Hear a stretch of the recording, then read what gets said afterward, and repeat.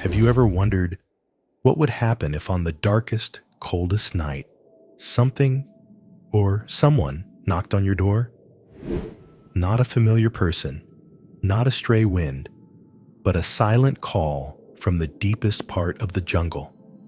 A sound that makes your heart beat faster, not out of fear, but with a premonition that your life is about to change forever. Sometimes, fateful moments don't come with loud bells or obvious signs. They come as a gentle knock on a door you've locked for so long. A call to step out of your comfort zone, face the fears that lurk deep within your soul, and then find something you never expected. The story I'm about to tell you is about such a moment. A lonely man, a cold winter night, a door ajar, and something, not just a creature, but a symbol of connection, of faith and healing. Are you ready to listen? Before we continue, I want to ask you a little question. Where did you find this story? Was it shared with you by someone? Or did you accidentally scroll past it and stop here? Whatever the answer is, hit subscribe now. Because tomorrow, I will tell you another special story. A story just for you. And who knows? It might be the story you have been looking for all along. It was a night so cold that even the wind seemed frozen in midair. Outside, the Alaskan tundra was blanketed in a thick blanket of snow, so silent that the wind blowing through the bare branches sounded like a whisper in the darkness. Inside a lonely log cabin, Jonas Reed sat motionless by a small fire, the flickering light illuminating the sunburned face of a man who had known loss. He no longer counted the days or cared about time. Only the cold and the emptiness were always there for him. But that night, a strange sound cut through the silence. Not the wind, not the sound of a tree breaking under the weight of snow. It was a knock, faint, hesitant, but enough to make Jonas jump.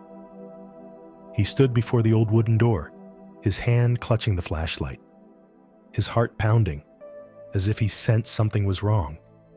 Who could be here, miles from the nearest road, in the dead of winter? Jonas slowly opened the door, and the cold wind rushed in, cutting into his skin like tiny blades. The flashlight beamed out, tearing through the icy night. There was no one, no footsteps, just a large, gaunt figure shivering in the pale moonlight. An Alaskan grizzly bear, but not the majestic bear Jonas had photographed on his long-ago travels. Instead, it was a ravaged creature, its fur matted with frost, its ribs visible through its thin skin, and its eyes, God, those eyes, so full of despair that Jonas found it hard to breathe just looking at them. His instincts told him to slam the door. It was a wild animal. It was dangerous. But then, Jonas stood still. His hands wouldn't move. Because in those eyes, he didn't see ferocity. He saw himself. How could a bear come to a human's door for help? What would make a wild creature risk its life to seek help from a species it should fear? Jonas knelt, his eyes never leaving those amber eyes. "What are you doing here?" he whispered. But the question wasn't just directed at the bear. It was the same question he'd been asking himself for the past 2 years, since losing everything. The bear didn't answer, only whimpered softly, a sound of pain Jonas had never heard before. It didn't move, nor did it run. It just stood there, on the thin line between life and death, waiting for a decision. Jonas swallowed, his hands shaking slightly. He knew the risk. But what was there to lose when he had nothing left? He opened the door a little wider, letting the warmth from inside in, chasing away the biting cold that enveloped the poor creature. And in that moment, Jonas Reed's life changed forever. What would you do If on the darkest night of your life, a strange creature knocked on your door, not to threaten you, but to beg for life, would you slam the door shut, protecting your fragile safety? Or would you risk opening it and perhaps finding a piece of yourself on the other side? Jonas stepped back, leaving the door a little wider, allowing the light from the small stove to filter out into the cold darkness of the tundra. The bear stepped slowly in, its limp feet leaving wet footprints on the cold wooden floor. It did not roar, it did not threaten, only weariness and something like fragile trust. Jonas closed the door, locking it with an old wooden latch. But he knew that if the bear wanted to attack, no door would be strong enough to stop it. Instead, the bear collapsed to the floor, panting, its eyes dull, but still following his every move. Jonas stood still for a long time, his hand still clutching the flashlight like a life preserver.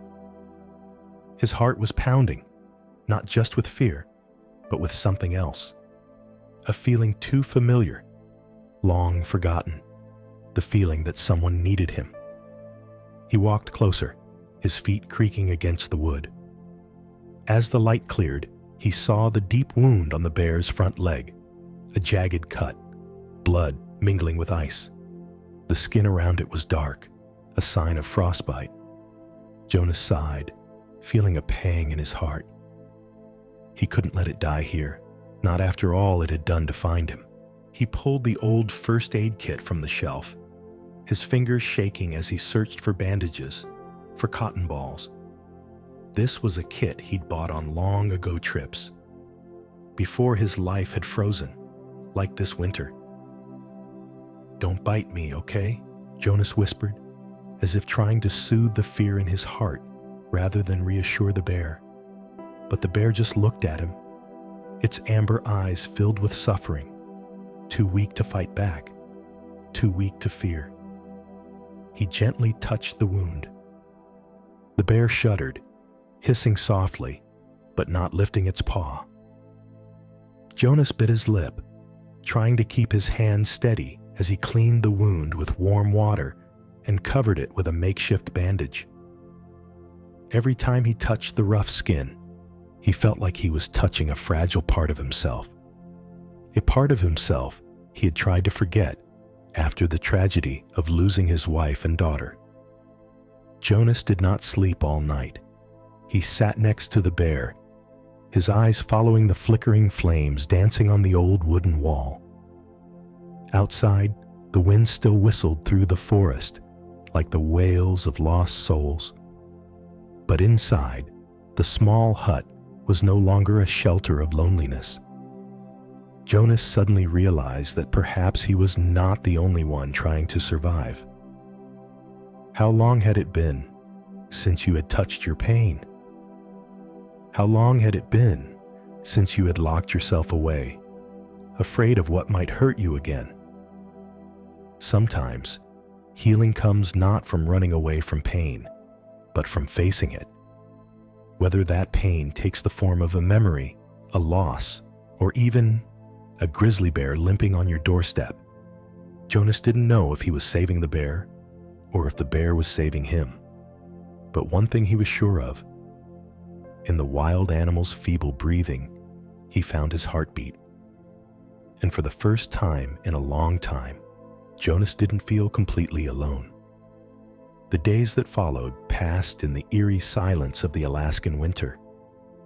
Jonas and the bear shared the small space of the log cabin, where the firelight from the hearth danced against the old walls, reflecting moments of something close to companionship. The bear slowly recovered, the wound on its paw drying, and its amber eyes no longer shining with the desperate pain that Jonas had first seen it. But as its health returned, something else began to change. It grew restless. It stood often in front of the door, sniffing the cold air, its ears pricked as if listening for some invisible sound from deep in the woods. Those amber eyes no longer followed Jonas but were always turned toward the endless distance. It made low moans, sometimes a low growl that echoed through the cabin, a lost note in the symphony of silence. Jonas noticed it, but he did not understand it. He thought the bear was just missing the woods, where it belonged. But there was something in its eyes, in the urgency with which it paced, that made Jonas feel that it was more than just missing. It was a calling. One morning, as the pale sunlight filtered through the thick frost, Jonas found the bear standing in front of the tent, its eyes staring into space. It turned to look at him, its eyes as if it wanted to say something. Then suddenly, it nudged Jonas's arm with its nose, a gesture that had never happened before. It was not a demand for food, not a warning. It was an invitation. "Where do you want me to go?" Jonas muttered, half to the bear, half to himself. There was no answer, of course, but the bear did not take its eyes off him, and for the first time since he had rescued it, Jonas felt that he was the one being led. Jonas, for some reason, pulled on his coat and boots, preparing as if it were the most natural thing to do. He followed the bear outside, leaving behind the warm tent that had been his fortress of solitude for the past 2 years. The air was biting, his breath turning into mist that dissipated into the air. But this time, the cold did not leave Jonas feeling empty. The bear led the way, slowly but surely, its large paws leaving deep imprints in the soft snow. While Jonas followed, each step heavy, not only because of the deep snow, but also because he felt he was embarking on something bigger, a journey that was not just about survival. They passed through the frost-covered birches, where the weak sunlight fell on the branches like broken crystals. Jonas did not ask where the bear was taking him. Sometimes, you don't need to know where you're going to know you have to go. After more than an hour of silence, the bear stopped in a narrow ravine where the snow had piled up in thick drifts, blocking the path.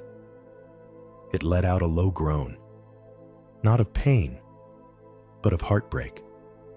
Jonas moved closer, his eyes scanning the white landscape until he saw them, 2 cubs.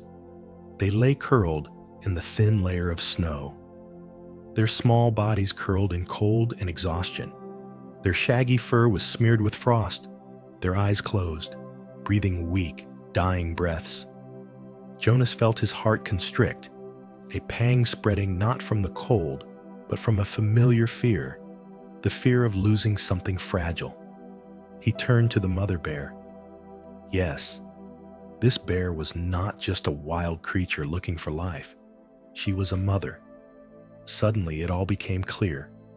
She had come to Jonas not just to be saved, but to seek help for her little ones. The mother bear had not simply begged for her own life.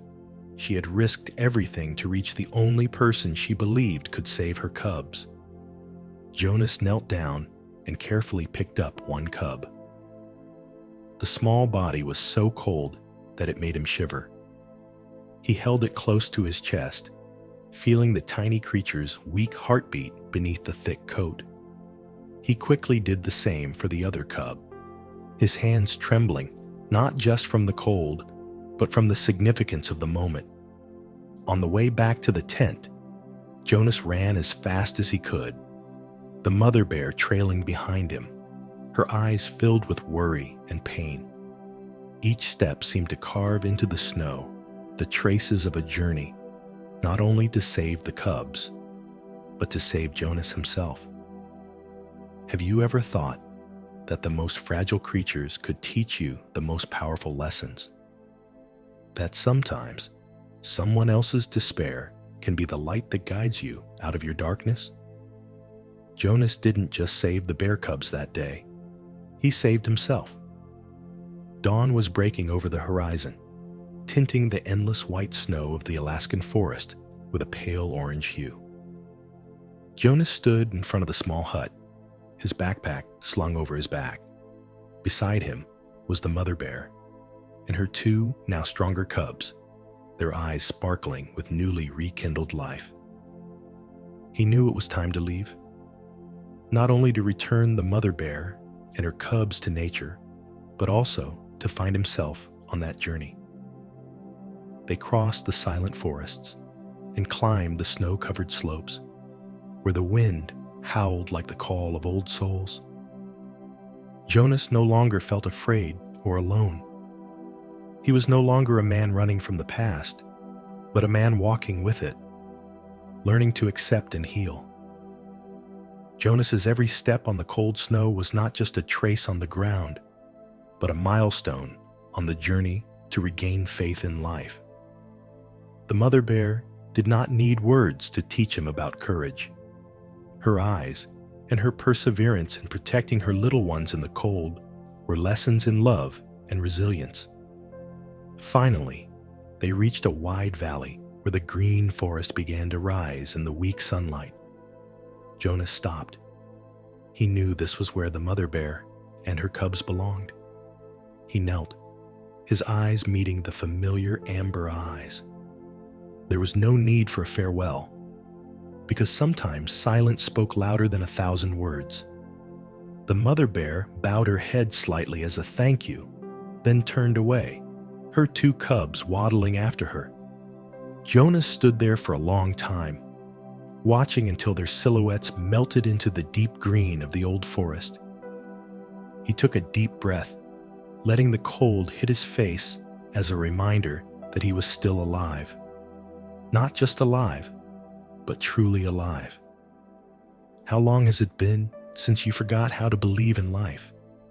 Have you ever realized that sometimes what saves us doesn't come from people, but from invisible connections with nature? Jonas saved a bear, but maybe that bear saved Jonas too. And in that journey, he found the most precious thing he had ever lost, his heart. As Jonas Reed stood at the edge of the forest, watching the silhouettes of a mother bear and her cubs disappear through the snow-capped trees, he realized something simple yet profound. Sometimes, finding yourself doesn't require a perfect path. It just requires a reason to keep going. Life isn't always about grand adventures or flashy moments. Sometimes, it's about choosing to open the door. Whether it's fear, uncertainty, or even a limping grizzly. And when you're brave enough to open your heart, you'll find that even the wildest and scariest things can become a light to guide you. Jonas saved the bears, but they were the ones who saved his soul, teaching him that in the fragility of nature, in the eyes of a wild creature, or the faint breathing of a small creature, we can find hope, connection, and faith in life. What do you think of this story? If you feel it touches your heart, like to spread this message, share, so that those who need a ray of hope can feel it too.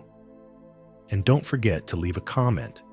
How many points do you rate this story from 0 to 10? Do you want to know what happens next? In this end screen, we will tell you other stories, journeys where sometimes just a small moment can change a person's life. Stay. The next stories will surprise you even more, because sometimes it's the smallest things that mean the most.